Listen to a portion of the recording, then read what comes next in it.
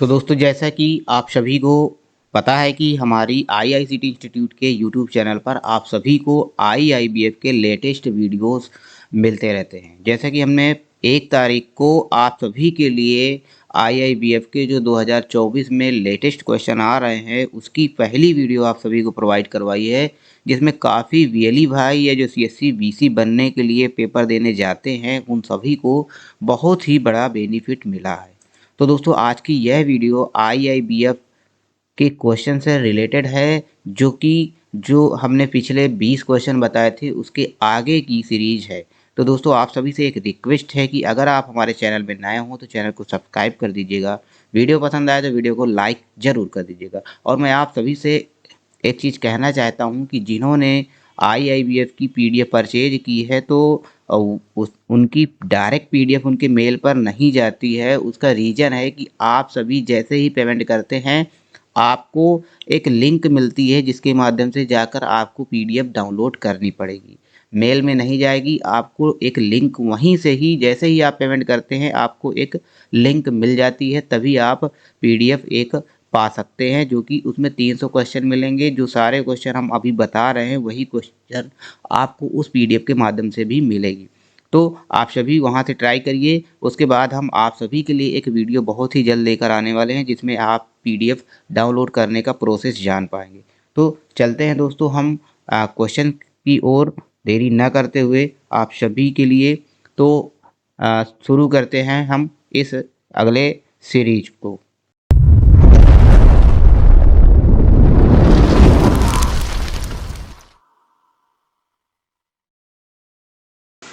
तो दोस्तों जैसा कि हमने पिछले 20 क्वेश्चन बताए थे, अब उसके आगे का जो 21वां नंबर का क्वेश्चन है यहाँ पर, नकारात्मक क्रेडिट पात्रता, नो क्रेडिट एलिजिबिलिटी क्या है।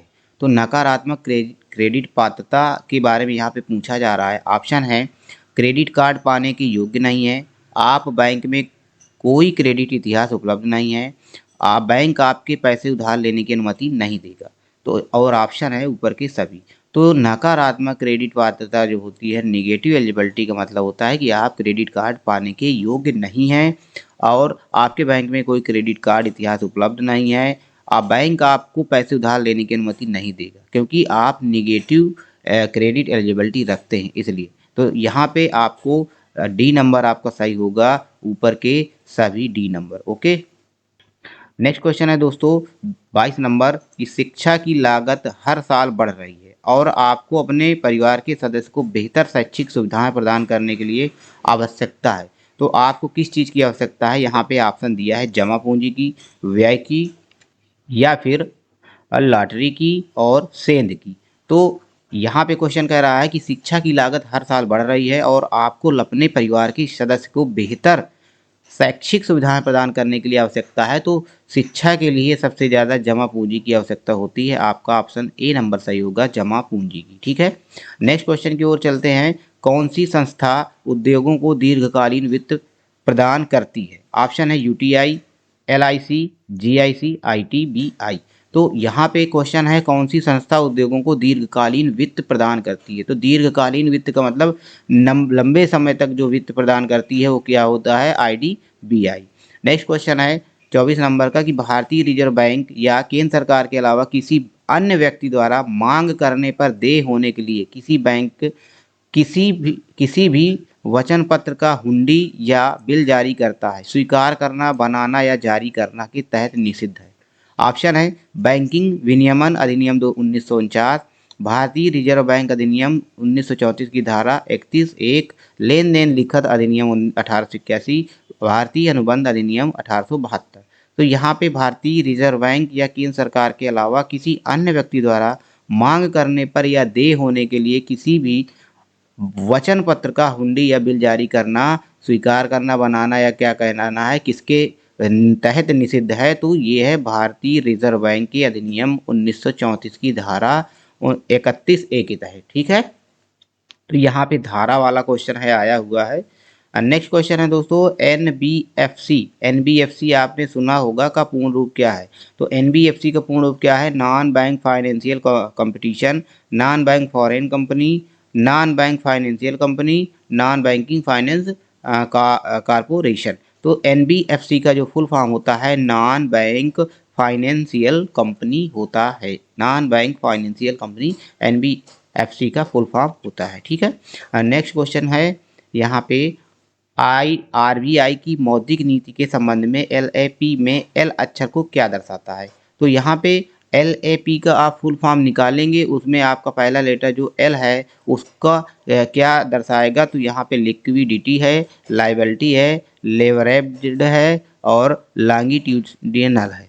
तो यहाँ पे एल का जो अक्षर दर्शाएगा वो है लिक्विडिटी। लिक्विडिटी एल अक्षर दर्शा रहा है।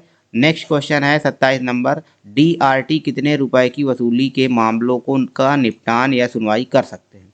तो डीआरटी कितने रुपए की वसूली के लिए मामलों का निपटान या सुनवाई कर सकते हैं। ऑप्शन है 10 लाख और उससे अधिक, केवल 20 लाख और यहाँ पे लास्ट है 50 लाख, 10 लाख, 100 लाख। तो जो डीआरटी है वो 10 लाख रुपए या उससे अधिक की वसूली के जो मामलों को सुनवाई का निपटान कर सकती है।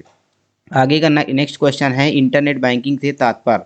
आप सभी को पता होगा इंटरनेट बैंकिंग का मेन मतलब क्या होता है। यहाँ पे ऑप्शन भी दिया हुआ है कि इंटरनेट के माध्यम से खाते का संचालन, एटीएम के माध्यम से खाता खोलना, दोनों ए और बी, इनमें से कोई नहीं। तो इंटरनेट बैंकिंग से तात्पर्य है कि इंटरनेट के माध्यम से खाते का संचालन, ये एक प्रकार की इंटरनेट बैंकिंग होती है। ऑप्शन ए नंबर आपका सही होगा, इंटरनेट बैंकिंग के माध्यम से खाते का संचालन।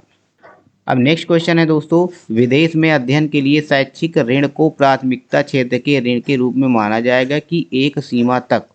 ऑप्शन है 4 लाख, 10 लाख, 15 लाख, 20 लाख। तो यहाँ पे ऑप्शन है आपका, क्वेश्चन कह रहा है विदेश में अध्ययन के लिए शैक्षिक ऋण को प्राथमिकता क्षेत्र ऋण के रूप में माना जाएगा कि एक सीमा तक। किसकी सीमा तक? यहाँ पे सीमा है 20 लाख रुपए। क्वेश्चन का सही आंसर होगा आपका डी नंबर 20 लाख। दोस्तों नए क्वेश्चन है तो आप सभी को थोड़ा सा दिमाग लगा के रटना पड़ेगा, तभी आपका भला हो सकता है। नेक्स्ट क्वेश्चन है दोस्तों, मौद्रिक नीति को कौन नियंत्रित करता है। तो जो मौद्रिक नीति होती है, मुद्रा वाली नीति होती है, वो कौन नियंत्रित करता है। ऑप्शन है आईआरडीए, आरबीआई, सेबी, सेडबी। तो मौद्रिक नीति को नियंत्रण करने वाला होता है आरबीआई, क्योंकि मुद्रा से संबंधित जो भी कार्य होता है वो आरबीआई के अंतर्गत होता है, रिजर्व बैंक ऑफ इंडिया के। नेक्स्ट क्वेश्चन है दोस्तों, मनी लेंडर्स को लोन मिलता है। तो मनी लेंडर को लोन मिलता है, कैसे मिलता है। ऑप्शन है उच्च ब्याज दर के साथ, कोई उचित हिसाब नहीं, कोई पारदर्शिता नहीं, ऊपर के सब। तो जो मनी लेंडर होते हैं, जो ब्याज देने वाले होते हैं, वो उनकी तो उच्च ब्याज दर भी होती है और उनका कोई उचित हिसाब नहीं होता है, कोई पारदर्शिता नहीं होती है, इसलिए आपका ये डी नंबर सही होगा। मनी लेंडर ज़्यादातर आप सभी को लोन देने के लिए तैयार हो जाते हैं, क्योंकि वो उनका हाई इंटरेस्ट रहता है। वो लोग लोन का इंटरेस्ट जो है बहुत ज़्यादा लेते हैं और उनका कोई हिसाब किताब नहीं रहता है, और वो पहले से ही आपसे एक एग्रीमेंट पर साइन करवा लेंगे, तो आपको पूरा पेमेंट उसको देना ही होगा। इसलिए मनी लेंडर का जो होता है ब्याज दर बहुत ज़्यादा होती है, उचित हिसाब नहीं होता, कोई पारदर्शिता नहीं होती है। इसलिए आप सभी मनी लेंडर से ब्याज लेने से लोन लेने से बचें। नेक्स्ट क्वेश्चन है दोस्तों, वर्किंग कैपिटल का मतलब है। तो वर्किंग कैपिटल का मतलब क्या है। दिन प्रतिदिन के लेन देन के लिए आवश्यकताएं, वर्तमान देनदारियों से अधिक वर्तमान संपत्ति की अधिकता। अगला ऑप्शन है अचल संपत्ति, वर्तमान संपत्ति, चालू संपत्तियां, चालू दायित्व। तो यहाँ पे जो क्वेश्चन है कि वर्किंग कैपिटल का मतलब, तो वर्किंग कैपिटल का मतलब होता है दिन प्रतिदिन के लेन देन के लिए आवश्यकताएं, वर्किंग कैपिटल होती हैं। ठीक है, ऑप्शन ए नंबर आपका सही होगा। नेक्स्ट क्वेश्चन है दोस्तों, वित्तीय मध्यस्थों के लिए निम्नलिखित में से कौन सा सही है। ऑप्शन है चैनल बचतकर्ताओं से लेकर उधारकर्ताओं तक, आर्थिक दक्षता को बहुत बढ़ाता है, कई वित्तीय नवाचारों का एक स्रोत रहा है, सभी दिए गए विकल्प। तो यहाँ पे वित्तीय जो मध्यस्थ हैं उनके लिए निम्नलिखित में से कह रहा है कौन सा सही है।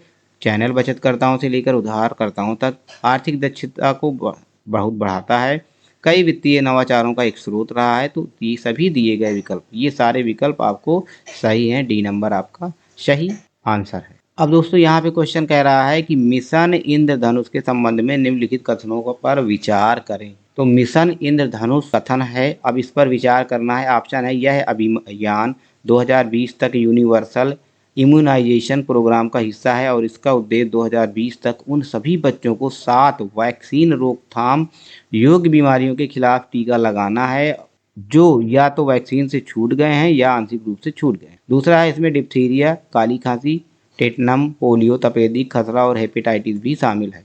तो यहाँ पे है कह रहा है उपरोक्त में से कौन सा कथन सही है। तो अब इतना बताया गया, इसमें कथन कौन सा सही है, केवल एक सही है, केवल दो सही है। तो यहाँ पे सी नंबर का ऑप्शन है केवल ये दोनों 1 और 2 ये दोनों सही हैं। ये जो कथन कह रहा है मिशन इंद्रधनुष के संबंध में निम्नलिखित कथनों पर विचार करें, तो ये दोनों ऑप्शन इसी के सही हैं, इसी के रिगार्डिंग है। ठीक है, तो आपका सी नंबर सही होगा, दोनों ए और 1 और 2।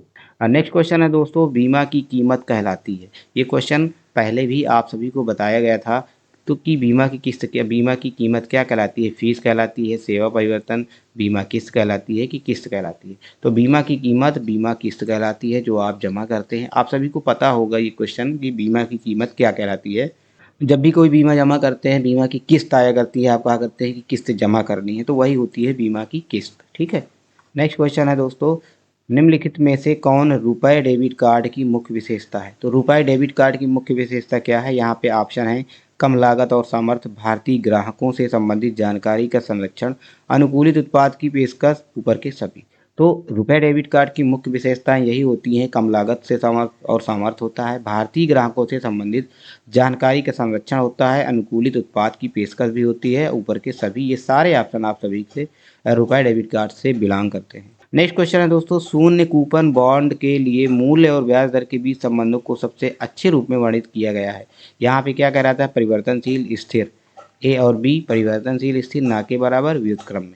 तो जो शून्य कूपन बॉन्ड होता है उसके लिए मूल ब्याज दर के बीच संबंध होता है व्युत्क्रम में, व्युत्क्रम उल्टे क्रम में। ठीक है, नेक्स्ट क्वेश्चन है, निम्न में से किस वर्ष में सोने का मानक टूट गया था। सोने का मानक कब टूट गया था, ऑप्शन है 1936, 1946, 56, 1966। तो सोने का मानक 1936 में टूट गया था। ऑप्शन ए नंबर आपका सही होगा, 1936।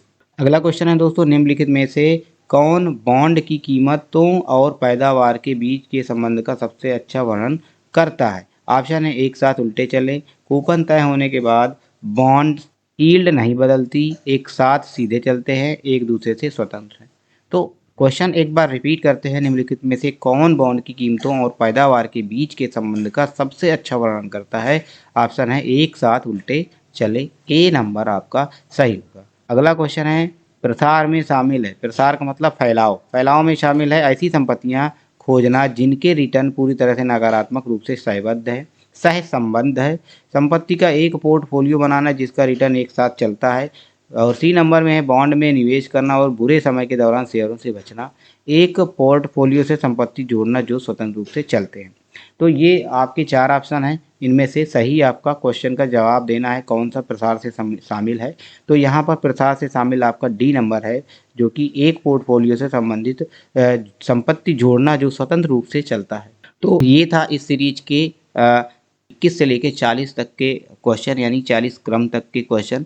तो इसके पहले हमने 1 से लेके 20 तक के क्वेश्चन बताए हैं और आगे के ये जो 21 से 40 क्वेश्चन थे आप सभी के लिए बहुत ही इंपॉर्टेंट क्वेश्चन होने वाले हैं। तो आशा करता हूँ कि वीडियो अच्छी लगी होगी। अगर वीडियो अच्छी लगी हो तो वीडियो को लाइक कर दीजिएगा, हमारे चैनल में नए हो तो चैनल को सब्सक्राइब करना बिल्कुल भी ना भूलें। दोस्तों जिसको भी पीडीएफ चाहिए, पीडीएफ की लिंक आप सभी को डिस्क्रिप्शन बॉक्स में मिल जाएगी, तो आप जाकर वहाँ से पीडीएफ डाउनलोड कर सकते हैं। तो मिलते हैं दोस्तों अगली वीडियो में, तब तक के लिए नमस्कार, जय हिंद, टाटा, बाय बाय।